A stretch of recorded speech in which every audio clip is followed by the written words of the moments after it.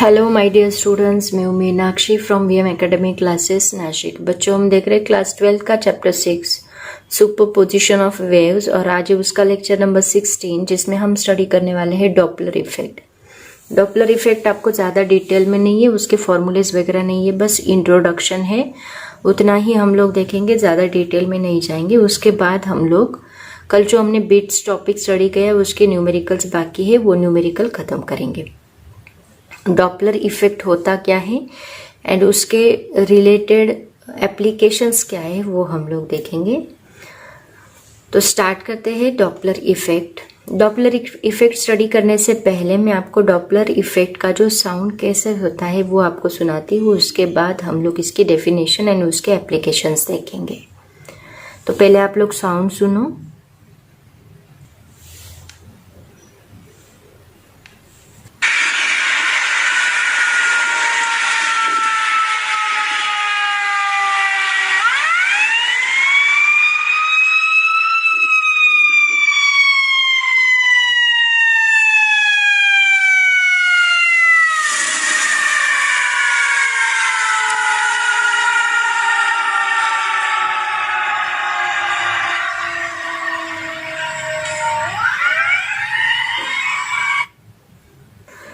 तो बच्चों, अभी जो साउंड हमने सुना इससे हमें क्या पता चलता है कि सपोज हम लोग यहाँ पे खड़े हैं और यहाँ से व्हीकल पास हो रहा है।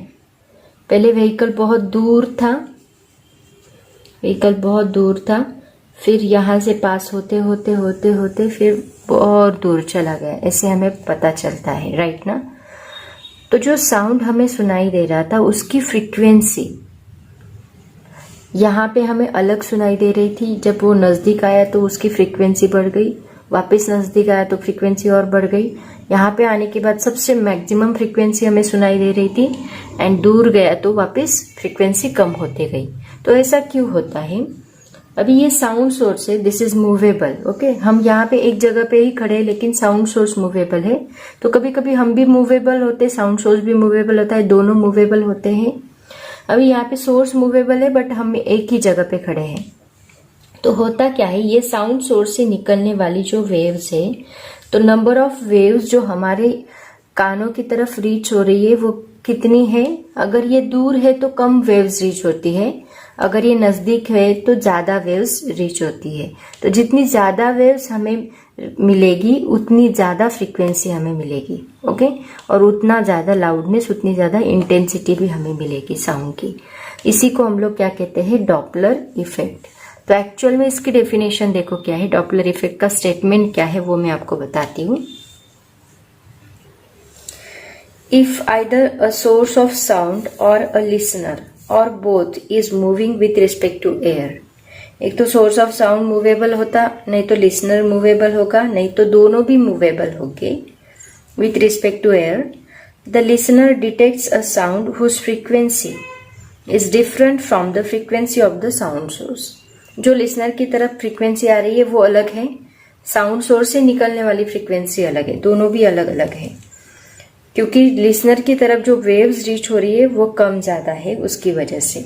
और इसी को हम लोग कहते हैं, this is called as Doppler effect. If either, I repeat, if either a source of sound और लिसनर और both is moving with respect to air, the listener detects a sound whose frequency is different from the frequency of the sound source. This is Doppler effect. अब ये Doppler effect कहाँ कहाँ पे use होता है? देखो, radar में Doppler effect use होता है, ट्रैफिक स्पीड में यूज होता है, सोनार में यूज होता है, और तो और मेडिकल में भी इसके कुछ एप्लीकेशंस है। तो क्या क्या एप्लीकेशंस है वो मैं आपको बताती हूँ, ज्यादा डिटेल में नहीं लेंगे हम लोग, बस उनका इंट्रोडक्शन लेंगे। अब देखते हैं एप्लीकेशंस ऑफ डॉपलर इफेक्ट। तो सबसे पहला एप्लीकेशन है इसका ट्रैफिक स्पीड। ट्रैफिक स्पीड के लिए कौन यूज करता है? पुलिस इसको, ट्रैफिक पुलिस इसको यूज करते हैं ट्रैफिक स्पीड के लिए। तो डॉपलर इफेक्ट का सबसे बड़ा यूज है ट्रैफिक पुलिस। क्यों यूज करते हैं उसको? To determine the speed of vehicle, to check whether the speed limit is exceeded और नॉट। मतलब कोई व्हीकल है, उसने स्पीड लिमिट एक्सीड किया है कि नहीं किया है, ये चेक करने के लिए traffic police Doppler effect use करते हैं। तो ये सबसे बड़ा एप्लीकेशन है इसका। उसके बाद सेकेंड एप्लीकेशन है इसका सोनार में। सोनार रडार आपने सुना होगा। तो सोनार में सबसे बड़ा, सोनार क्या होता है? It is the sound navigation. इसका फुल फॉर्म क्या है? साउंड नेविगेशन एंड रेंजिंग, ये उसका फुल फॉर्म है। तो सोनार एंड रडार में इसका यूज होता है। Works on the same principle, which principle? That is for determine speed of submarines using a sound source and sensitive microphones. Okay. उसके बाद थर्ड एप्लीकेशन इसका मेडिकल फील्ड में क्या है देखो, डॉपलर अल्ट्रासोनोग्राफी एंड इकोकार्डियोग्राम। इसका मतलब क्या कि किसी भी ह्यूमन बीइंग के जो ब्लड फ्लो है, स्पीड ऑफ ब्लड है, या फिर डायरेक्शन है ह्यूमन बॉडी के ब्लड की, या फिर सर्कुलेशन कोई प्रॉब्लम है कि नहीं, उसको आइडेंटिफाई करने के लिए डॉपलर अल्ट्रासोनोग्राफी होती है। मतलब साउंड सोर्स हमारी बॉडी के अंदर एंटर करके फिर उनको डिटेक्ट करते हैं, उनका रिफ्लेक्शन, और फिर उसको आइडेंटिफाई करते हैं ब्लड फ्लो ठीक से हो रहा है कि नहीं, उसका सर्कुलेशन ठीक से हो रहा है कि नहीं, उसकी डायरेक्शन एसेस करने के लिए डॉपलर अल्ट्रासोनोग्राफी होती है। तो इसके लिए भी डॉपलर इफेक्ट का बहुत बड़ा यूज है। उसके बाद जो ब्लड वेसल्स है उनका dimension by using the volume flow rate estimate करके उनका डायमेंशन मेजरमेंट किया जाता है इकोकार्डियोग्राम में। तो उसमें भी डॉपलर इफेक्ट यूज किया जाता है। उसके बाद और कहाँ पे यूज होता है? Phase shifts to diagnose vascular problems in arteries and veins, वहां पे भी उसका यूज होता है अल्ट्रासोनोग्राफी का। तो मेडिकल फील्ड का ये यूज है। सिमिलरली सोनार में मैंने आपको बताया क्या यूज होता है, स्पीड ऑफ सबमरीन्स वगैरह, उसके लिए सोनार में इसका यूज होता है। And then traffic speed, traffic police use करते हैं to check whether the speed limit is exceeded और नॉट। तो ऐसे 2-3 एप्लीकेशंस आपको पूछे जाते हैं, ज्यादा डिटेल में नहीं है, बस इनका इंट्रोडक्शन आपको देना है। वो इंट्रोडक्शन ऑलरेडी आपके बुक में भी दिया है उन्होंने, एज वेल एज नोट्स में भी दिया है। तो डॉपलर इफेक्ट का बस आपको ज्यादा से ज्यादा स्टेटमेंट पूछेंगे और उससे रिलेटेड एप्लीकेशंस पूछ सकते हैं, बाकी इसमें ज्यादा रिलेटेड कुछ नहीं है। जब इसके ऊपर न्यूमेरिकल्स पूछेंगे तब मैं आपको और भी इससे रिलेटेड फॉर्मूलेज वगैरह होंगे तो वो बताऊंगी, ठीक है। तो बच्चों अभी देखते हैं न्यूमेरिकल्स किससे रिलेटेड, जो हमने बीट से रिलेटेड न्यूमेरिकल स्टडी करने हैं। तो उससे बीट से रिलेटेड पहले फॉर्मूला देखो क्या है, मैंने आपको कल पढ़ाया था। बीट फ्रीक्वेंसी का फॉर्मूला क्या होता है? N1 - M2, ये हमने फॉर्मूला स्टडी किया था, इसी को हम लोग बोलते हैं बीट फ्रीक्वेंसी। तो ये फॉर्मूले से रिलेटेड कुछ न्यूमेरिकल्स हम लोग अभी स्टडी करने वाले हैं। इसमें जो फ्रीक्वेंसी है उसका रिलेशन वेलोसिटी वेवलेंथ के साथ आपको पता होना चाहिए। और एक फॉर्मूला हम लोग यहाँ पे यूज करने वाले, that is V = N × lambda. Already ये फॉर्मूला हमने स्टडी किया है। तो N = हमें क्या मिलेगा? V / लैम्बडा मिलेगा। तो ये फॉर्मूला भी हम लोग यूज करेंगे यहाँ N की जगह पे, इसलिए दोनों फॉर्मूलेज मैं आपको बता रही हूँ, फॉर्मूला नंबर 1, फॉर्मूला नंबर 2, ये दोनों भी याद रखो। अभी इससे रिलेटेड न्यूमेरिकल्स हम लोग देखेंगे, ठीक है। तो बच्चों सबसे पहला न्यूमेरिकल देखो जो आपके बुक में सॉल्व न्यूमेरिकल है। 2 sound waves having wavelengths 81 cm and 82.5 cm, wavelength दी है λ1 and λ2, produce 8 beats per second, beats frequency दी है उन्होंने 8 beats, मतलब N1 - N2 दोनों भी दिए हैं। Calculate the speed of sound in air, और हमें V निकालने के लिए बोला है। बहुत ही सिंपल न्यूमेरिकल है। देखो दिया क्या है पहले उसको लिख लो। गिवन λ1 उन्होंने दिया है, मतलब वेवलेंथ दैट इज 81 सेंटीमीटर, इसको मीटर में कन्वर्ट किया तो हमें मिलेगा 0.81 मीटर। देन λ2 दिया है 82.5 सेंटीमीटर, अगर हमने मीटर में कन्वर्ट किया तो हमें मिलेगा 0.825 मीटर। उसके बाद 8 बीट्स पर सेकेंड दिया है प्रोड्यूसेस, मतलब N1 - N2 उन्होंने कितना दिया है? 8। लेस देन 10 हर्ट्ज बोला है, इट इज इक्वल टू 8 है, मतलब बीट्स यहाँ पे प्रोड्यूस होगी, बीट्स पर सेकेंड, और हमें निकालना है velocity of sound in air. तो यहाँ पे फॉर्मूला हम लोग यूज करेंगे n is equal to v divide by lambda. v is equal to n lambda है तो n is equal to v divide by lambda. तो n1 की जगह पे यहाँ पे v तो कांस्टेंट रहेगा, मैंने आपको बोला है वेलोसिटी जब तक मीडियम चेंज नहीं होता तब तक वेलोसिटी ऑफ साउंड चेंज नहीं होगी, जब मीडियम चेंज होगा तो वेलोसिटी चेंज होगी। So velocity will be constant here but wavelength will be change according to frequency. So lambda 1 n1 के लिए रहेगा एंड n2 के लिए v डिवाइड बाय लैम्बडा 2 रहेगा। तो यहाँ पे हम फॉर्मूला लिखेंगे n1 मतलब v divide by lambda 1 minus v divide by lambda 2 is equal to 8। दोनों में से v कॉमन निकल सकता है तो ब्रैकेट में रहेगा 1 divide by lambda 1 minus 1 divide by lambda 2 bracket complete is equal to 8। दोनों की वैल्यू पुट करो लैम्बडा 1 लैम्बडा 2 की। So v into 1 divide by lambda 1 मतलब 1 divide by 0.81 minus 1 divide by 0.825 is equal to 8।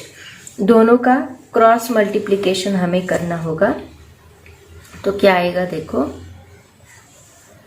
सबसे पहले हम लोग क्या करते हैं, इसको हम लोग ये जो 0.81 है उसको कन्वर्ट कर लेते हैं, पॉइंट को शिफ्ट कर लेंगे तो कैलकुलेशन में इजी रहेगा। सो v इन ब्रैकेट, ये पॉइंट मैंने एक डिजिट शिफ्ट किया तो ऊपर एक जीरो बढ़ेगा, 2 डिजिट शिफ्ट किया तो 2 जीरोस बढ़ेंगे और ये होगा 81 माइनस, सिमिलरली यहाँ पे 3 डिजिट शिफ्ट करने होंगे तो यहाँ 3 जीरोस बढ़ेंगे divide by 825 bracket complete is equal to 8। ठीक है, अब दोनों का क्रॉस मल्टीप्लीकेशन करो तो हमें क्या मिलेगा देखो, 825 इंटू 100 कितना होगा, v in bracket 82500 minus 81 into 1000 81,000 divide by 81 into 825 is equal to 8। यहाँ पे हमें v निकालना है तो ये होल टर्म को उधर शिफ्ट करो, v इज इक्वल टू 8, ये जो दोनों यहाँ पे डिवाइड है उस साइड जाके मल्टीप्लाई होंगे 81 इंटू 825 और ये जो दोनों यहाँ पे सब्ट्रैक्ट हुए हैं, पहले सब्ट्रैक्शन कर लेते हैं। दोनों को सब्ट्रैक्ट करने के बाद हमें मिलेगा 1500 82500 माइनस 82,500 माइनस 81,000 कितना होगा 1500। ठीक है, तो ये 1500 बचा, यहाँ पे शिफ्ट किया तो इस साइड जाके वो डिवाइड होगा। ठीक है, अब कैलकुलेशन करो, उससे आपको और इजी होगा। कैलकुलेशन करते हैं तो यहाँ पे 3 से डिवाइड होगा, देखो 27 3 सा 81 एंड 3 5 सा, सो ये बनेगा 500। इसको हम 1000 कर लेते हैं ताकि कैलकुलेशन में इजी रहेगा। सो ये होगा 8 इंटू 27 इंटू 825। तो हम क्या करते हैं, 500 को 2 से मल्टीप्लाई कर लेते हैं, 2 से डिवाइड कर लेते हैं ताकि कैलकुलेशन इजी रहेगा। ठीक है, ये 1000 बनेगा तो और इजी कैल 2 8 जा 16 होगा। सो v इज इक्वल टू 16। इसको अगर हमने मल्टीप्लाई किया, मल्टीप्लीकेशन तो आपको आएगा, तो ये हमें मिलता है 356400 डिवाइड बाय 1000। सो ये 0 0 गेट कैंसिल, 0 0 गेट कैंसिल, 10 से डिवाइड करो तो क्या आएगा, 10 3 जा 30। सो 356.4 मीटर पर सेकेंड, ये होती है वेलोसिटी ऑफ साउंड। ठीक है, ऐसे हम लोग इसको सॉल्व कैलकुलेशन करने के लिए जितना स्टेप इजी हो सके उतनी इजी करते जाओ ताकि ज्यादा लॉग टेबल यूज करने की जरूरत नहीं पड़ेगी, आपका टाइम भी बचेगा। तो कैलकुलेशन की प्रैक्टिस करो ताकि एग्जाम में आपको प्रॉब्लम नहीं आएगा। तो ये था पहला न्यूमेरिकल जहां पे हमें वेलोसिटी ऑफ साउंड निकालने के लिए बोला था। नेक्स्ट न्यूमेरिकल लेने से पहले मैं आपको एक थियोरी क्लियर करना चाहती हूँ, क्योंकि ये नेक्स्ट लेक्चर में जो थियोरी है, जो फॉर्मूला उन्होंने यूज किया है वो उसके ऊपर बेस्ड है। तो देखो, सपोज हमने tuning forks n number of या p number of tuning forks ऐसे अरेंज किए अलग अलग फ्रीक्वेंसी के। Suppose p number of tuning forks हमने यहाँ पे अरेंज किए और हमें लास्ट ट्यूनिंग फॉर्क से लेके फर्स्ट ट्यूनिंग फॉर्क दोनों के बीच के भी जो फ्रीक्वेंसी है उसका डिफरेंस कितना रहेगा, ये अगर हमें निकालना है तो उसका क्या फॉर्मूला होता है। देखो, frequency of last tuning fork is equal to होती है frequency of first tuning fork plus P-1 into n मतलब बीट फ्रीक्वेंसी। तो ये फॉर्मूला होता है। तो ये दोनों के बीच का जो डिफरेंस है, मतलब frequency of last tuning fork minus frequency of first tuning fork is equal to होता है P-1 इंटू एन। तो यहाँ पे P मतलब कितने नंबर ऑफ ट्यूनिंग फॉर्क्स है वो, माइनस N1 इंटू एन मतलब बीट फ्रीक्वेंसी। तो ये फॉर्मूला आप लोग नोट डाउन करो, इसके ऊपर बेस्ड आगे का न्यूमेरिकल है। तो न्यूमेरिकल देखो क्या है बच्चों, a set of 8 tuning forex is arranged in a series of increasing order of frequency. कितने ट्यूनिंग फॉर्क्स है, 8 ट्यूनिंग फॉर्क्स है। ईच फोक गिव्स 4 बीट्स पर सेकेंड, मतलब फ्रीक्वेंसी दी है उन्होंने 4 hertz with the next one and the frequency of last fork is twice that of the first. Last fork की जो frequency है वो ट्वाइस है फर्स्ट से, ठीक है। ये भी कंडीशन उन्होंने दी है। Calculate the frequencies of the first and the last fork. मतलब देखो पहले गिवन लिख लो क्या दिया है। उन्होंने क्या बोला है, 8 ट्यूनिंग फॉक्स यहाँ पे अरेंज किए, मतलब P इज इक्वल टू क्या है 8 ट्यूनिंग फॉक्स को अरेंज किया है और बोला है कि 2 ट्यूनिंग फॉक्स मतलब N2 minus N1 is equal to N3 minus N2 is equal to N4 minus N3 and so on up to N8 minus N7। इन सब के बीच में कितना डिफरेंस है, 4 हर्ट्ज का, मतलब फ्रीक्वेंसी कितनी दी है 4 हर्ट्ज, इतना डिफरेंस आ रहा है। तो सबसे पहले हमें निकालना क्या है, N8 कितना आएगा निकालो एंड N1 कितना आएगा निकालो। और एक कंडीशन उन्होंने क्या दी है कि जो लास्ट ट्यूनिंग फॉर्क है उसकी जो फ्रीक्वेंसी है वो डबल है फर्स्ट ट्यूनिंग फॉर्क से, मतलब 2N1 है, ऐसे उन्होंने बोला है। तो सबसे पहले देखो हम लोग निकालेंगे last tuning fork minus first tuning fork. उसका जो फॉर्मूला अभी हमने स्टडी किया क्या है, P-1 इंटू एन। एन कितना दिया है 4 हर्ट्ज, ठीक है। So N8 minus N1 is equal to, ये क्या आएगा, P कितने हैं 8 है, मतलब 8 माइनस 1 इंटू एन कितना है 4, सो 4 से मल्टीप्लाई करो। सो ये बनेगा 7 इंटू 4 इज इक्वल टू 28। ये हमें क्या मिला, N8 माइनस N1 28 हर्ट्ज, ठीक है। अब हमें कंडीशन क्या दी है, N8 is equal to 2N1, मतलब N8 की जगह पे हम लोग पुट करेंगे 2N1 minus N1 is equal to हमें मिलेगा 28। 2N माइनस N कितना होगा, 3N1 होगा, सॉरी माइनस है ना, मतलब 2 में से 1 गया तो एक N1 बचेगा। सो N1 इज इक्वल टू हमें क्या मिलेगा 28 हर्ट्ज। तो ये हमें N1 मिल गया, N1 मिल गया, अभी N8 बाकी है। N8 इज इक्वल टू क्या है 2N1, मतलब N8 भी आपको मिल जाएगा। N8 is equal to 2 into 28 is equal to 56 hertz, ये हमें मिला N8। यही 2 फ्रीक्वेंसीज उन्होंने पूछी थी, बट ये फॉर्मूला यहाँ पे नया है, ये फॉर्मूला आपको याद रखना पड़ेगा।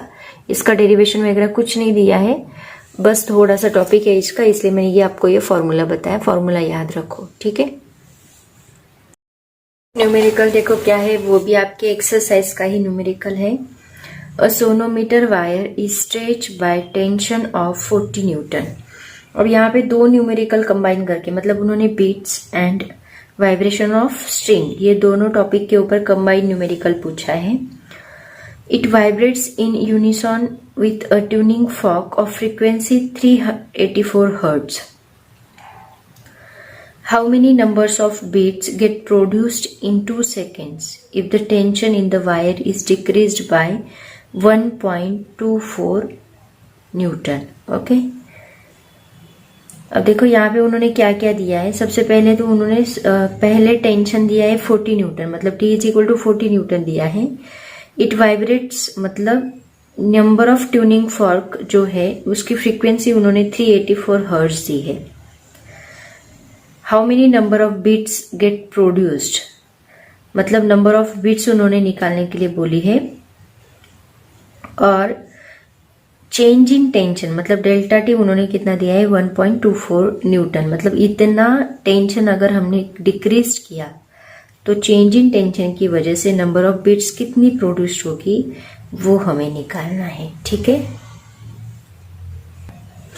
तो सबसे पहले जो जो दिया है वो हम लोग लिख लेते हैं। सबसे पहले उन्होंने दिया क्या है, देखो टी दिया है tension is equal to 40 Newton.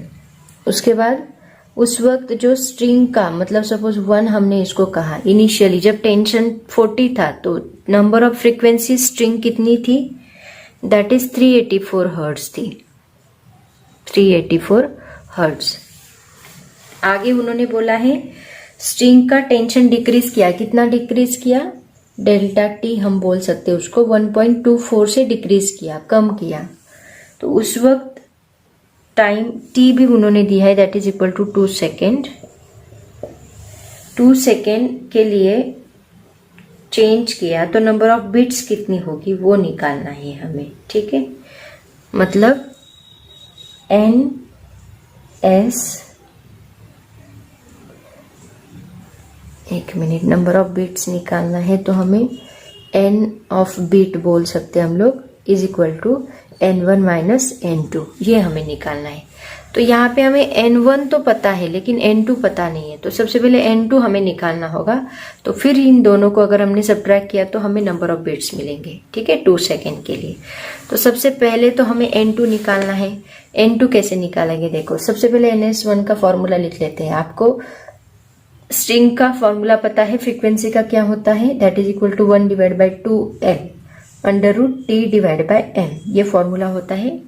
ठीक है, अभी यहाँ पे टेंशन उन्होंने ns1 मतलब n1 हम लोग लिखेंगे is equal to 1 divide by 2l, l की जरूरत नहीं, वो आगे जाके कैंसिल होगा, under root 40 divide by m आएगा। ठीक है, n1 भी उन्होंने देके रखा है, n1 कितना है, दैट इज 384 हर्ट्ज। तो हम लोग पुट कर सकते हैं 384 is equal to 1 divide by 2l under root 40 divide by m। तो यहाँ पे अगर मुझे 1 डिवाइड बाई 2l चाहिए आगे जाके, तो इसको हम इधर शिफ्ट करेंगे तो हमें मिलेगा 1 divide by 2l is equal to Q, क्योंकि आगे हमें 1 डिवाइड बाई 2l की जगह पे ये पुट करना है अगर कट करना है तो ये मिलेगा 384 एज इट इज रहेगा, इनटू ये इस साइड आके m डिवाइड बाई 40 होगा। ठीक है, इसको हम नाम देके रखते हैं इक्वेशन नंबर 1। इससे हमें n2 मिलेगा। देखो तो n2 इज इक्वल टू क्या है, n2 इज इक्वल टू है 1 divide by 2l under root, ये कितना चेंज किया है, ये 1.24 से डिक्रीज किया है, मतलब ये कितना आएगा t माइनस डेल्टा टी, इतना कम किया डिवाइड बाय m आएगा। कम करने के बाद भी तो हमें n2 मिलेगा। सो ये कितना है, n2 is equal to 1 divide by 2l as it is रहेगा under root t divide by t minus मतलब 40 minus 1.24 divide by m as it is रहेगा। ठीक है, अब यहाँ पे ये 1 डिवाइड बाई 2l की जगह पे हम लोग क्या पुट करेंगे, ये फॉर्मूला फ्रॉम इक्वेशन 1 से। तो ये मैंने पुट किया तो मुझे क्या मिलता है, देखो आगे हम कैलकुलेट करते जाएंगे तो बराबर आंसर मिलेगा n2। n2 is equal to 1 divide by 2l की जगह पे ये पुट करो 384 इंटू अंडर रूट, ये सब अंडर रूट में लिखो क्योंकि ये भी रूट में है ये भी रूट में, तो इसको मैं रूट में ही लिखती हूँ 40 डिवाइड बाई m इंटू ये क्या है एज इट इज आएगा वो 40 माइनस 1.24, एक मिनट, 40 डिवाइड बाई m नहीं, m डिवाइड बाई 40 चाहिए, m divide by 40 into 40 minus 1.24 divide by m। समझ में आया, ये 1 डिवाइड बाई 2l की जगह पे हमने ये फॉर्मूला लिखा और ये रूट में है ये भी रूट में है, तो दोनों को मैंने साथ में रूट में लिखा, तो यहाँ m गेट कैंसिल होगा। n2 is equal to 384 as it is रहेगा इंटू ये 40 माइनस 1.24 कितना होगा, 38.76 मिलेगा, राइट ना। इन दोनों का अगर सब्ट्रैक्शन किया तो हमें मिलेगा 38.76 डिवाइड बाय ये 40 एज इट इज। इस 40 को हम लोग ऐसे लिखते हैं 4 इंटू 10, ताकि ये 4 हमें स्क्वायर रूट के बाहर निकालते आएगा। सो n2 इज इक्वल टू 384, ये स्क्वायर रूट के बाहर 4 का स्क्वायर रूट होता है 2, तो अंडर रूट 38.76 डिवाइड बाई 10। अब इसको हमें लॉग टेबल का यूज करके ही सॉल्व करना होगा। इस 2 से डिवाइड कर लो, ये कितना आएगा, दैट इज 192। 2 से डिवाइड किया तो लॉग टेबल का यूज करके सॉल्व करते हैं। n2 is equal to log ले लो, लॉग 192, यहाँ पे दोनों में प्रोडक्ट है मतलब यहाँ पे हमें कौन सा साइन लेना होगा, that is plus, plus square root है तो यहाँ 1/2 आएगा, इन ब्रैकेट ये सब्ट्रैक्शन करनी होगी, लॉग क्योंकि डिवीजन है 38.76 माइनस लॉग 10। समझ में आया क्या किया? देखो ये स्क्वायर रूट, इसको हम कैसे लिखेंगे, 38.76 डिवाइड बाई 10 रेस टू 1/2, तो ये 1/2 लॉग में आगे मल्टीप्लाई होता है और फिर इन दोनों का हमने सब्ट्रैक्शन लिया। अब step by step log low, log table देखो, लॉग टेबल में 192 का लॉग, इसका कैरेक्टरिस्टिक क्या आएगा, दैट इज 2.119 का 2 में देखो कितना आता है, दैट इज 2833 आता है, प्लस ये 1/2 एज इट इज रहेगा, 38.76 का कैरेक्टरिस्टिक्स 1.38 का 7 एंड 6 में देखो कितना आता है, 5884 आता है, ठीक है, माइनस लॉग 10 आता है 1, ठीक है। So that is equal to n2 is equal to 2.2833 plus 1 divide by 2, इन दोनों की सब्ट्रैक्शन कितनी होगी, दैट इज 0.5884, इसको 2 से डिवाइड करो, so n2 is equal to 2.2833, calculation ठीक से करते जाओ, इसको 2 से डिवाइड किया तो आएगा 0.2942। अब इन दोनों को ऐड करो, इन दोनों को ऐड करके हमें आंसर मिलेगा 2.5775, इन दोनों को ऐड किया तो अभी तक फाइनल आंसर नहीं आया, इसका हमें एंटी लॉग भी लेना है ना, क्योंकि लॉग लिया, लॉग लेने के बाद जब एंटी लॉग लेते हैं तो ही हमारा फाइनल आंसर मिलता है। तो anti log of 2.5775, anti log कहाँ देखोगे, एंटी लॉग में देखो 5775, कहाँ पे देखोगे 0.57 का 7 एंड 5 में देखो, तो आंसर आता है 3780, ये हमें मिलता है 3780, ठीक है। यहाँ कैरेक्टरिस्टिक क्या है, 2 है, लॉग कैलकुलेट करते नहीं आता, लॉग के वीडियोस देखो, कैरेक्टरिस्टिक 2 है तो 3 डिजिट के बाद पॉइंट आएगा, मतलब हमारा फाइनल आंसर क्या रहेगा, 378 हर्ट्ज, ठीक है। ये हमें क्या मिला, n2 मिला, अभी तक हमारा फाइनल आंसर नहीं आया है, ये n2 मिला। अब हमें क्या चाहिए, नंबर ऑफ बीट्स चाहिए, तो number of beats is equal to क्या मिलेगा, n of beat is equal to n1 minus n2। n1 क्या है, n1 ऑलरेडी दिया है उन्होंने 384, एंड ये कितना है 378, तो n इज इक्वल टू आएगा 384 माइनस 378 इज इक्वल टू, दोनों का सब्ट्रैक्शन किया तो हमें मिलता है 6 हर्ट्ज, ये हमारा फाइनल आंसर है, ठीक है। तो हमें n1 उन्होंने दिया था, फिर टेंशन चेंज किया था तो हमें n2 निकालना था, सो n1 माइनस n2 ऐसे दोनों वेव्स का हमें नंबर ऑफ बिट्स निकालने थे, मतलब बिट फ्रीक्वेंसी निकालनी थी, तो ऐसे हम लोग इसको सॉल्व करेंगे। तो कहीं कहीं पे लॉग टेबल यूज करना ही पड़ता है, उसके सिवाय हमें ऑप्शन नहीं होता, क्योंकि यहाँ पे स्क्वायर रूट तो निकालते नहीं आता विदाउट लॉग टेबल, और अगर फिर भी आपको निकालना है तो इसकी नियर अबाउट वैल्यू 36 लेके आप लोग इसको सॉल्व कर सकते हैं, बट वो नियर अबाउट आंसर आएगा। ये आप लोग किसमें, जेई में, नीट में लॉग टेबल अलाउड नहीं होता, तो वहां पे आप लोग उसको यूज कर सकते हैं। एक मिनट, यहाँ पे उन्होंने एक मिनट क्वेश्चन पढ़ो ठीक से, क्वेश्चन में देखो क्या दिया है, how many number of beats get produce in 2 seconds बोला है। हाँ मैं भूल गई थी, यहाँ पे 6 हर्ट्ज कितने सेकेंड्स में होता है, number of beats produce in 1 second में होता है, बट इन्होंने कितने सेकेंड में पूछा है, 2 सेकेंड्स में, तो हमें इस 6 को 2 से मल्टीप्लाई करना होगा, सो हमें कितना मिलेगा, 12 हर्ट्ज मिलेगा। यहाँ पे टाइम दिया है ना उन्होंने 2 सेकेंड, 2 सेकेंड में ये 1 सेकेंड का 6 hertz, number of bit produced in 1 second, frequency क्या होती है, number of waves in 1 second होती है, बट इन्होंने 2 सेकेंड में पूछा है, तो 2 से मल्टीप्लाई करना मत भूलो, यहाँ 2 से मल्टीप्लाई करना ही होगा, ठीक है। नेक्स्ट क्वेश्चन देखो क्या है, सोनोमीटर स्ट्रिंग पे ही क्वेश्चन है, ये भी आपके एक्सरसाइज का ही क्वेश्चन है। A sonometer wire of length 0.5 meter is stretched by a weight of 5 kg. The fundamental frequency of vibration is 100 hertz, मतलब यहाँ N0 उन्होंने दे के रखा है। Calculate linear density of wire, मतलब हमें M निकालना है। सिंपल न्यूमेरिकल है, यहाँ पे बिट्स का कोई यूज नहीं करना है हमें। तो सबसे पहले देखो जो दिया है उसको लिख लो गिवन। एक बार गिवन लिख लिया तो फॉर्मूला बराबर याद आता है। सोनोमीटर वायर की लेंथ दी है L, कितनी दी है 0.5 मीटर दिया है, एंड मास दिया है that is equal to 5 kg। Fundamental frequency मतलब N दिया है 100 हर्ट्ज, और हमें निकालना है लीनियर डेंसिटी मतलब M क्या होगा। ठीक है, फॉर्मूला वही आएगा, N is equal to 1/2L √T/M। But वे पहले फॉर्मूला हम लोग रीअरेंज करते हैं। तो यहाँ पे देखो ये स्क्वायर रूट ऑफ M, अगर मैं इस साइड शिफ्ट करती हूँ तो N को हमें इस साइड शिफ्ट करना होगा। तो क्या होगा, square root of M is equal to 1/2L as it is रहेगा, इनटू ये N इस साइड जाके डिवाइड होगा, into √T as it is बचेगा। √M मैंने इधर शिफ्ट किया, यहाँ पे बस √T बचता है और N इस साइड आके डिवाइड होता है। अब वैल्यूज पुट करो, 1/2 इंटू L क्या है 0.5 है, इंटू N क्या है 100 है, into square root of T कितना, T हमें निकालना होगा। T कैसे निकालोगे, T का फॉर्मूला है M इंटू G, मतलब M इंटू G पुट कर दो directly. So is equal to 1/2 into 0.5 कितना होगा 1 होगा, 2 इंटू 0.5 10, और यहाँ पॉइंट है तो 1 ही आएगा।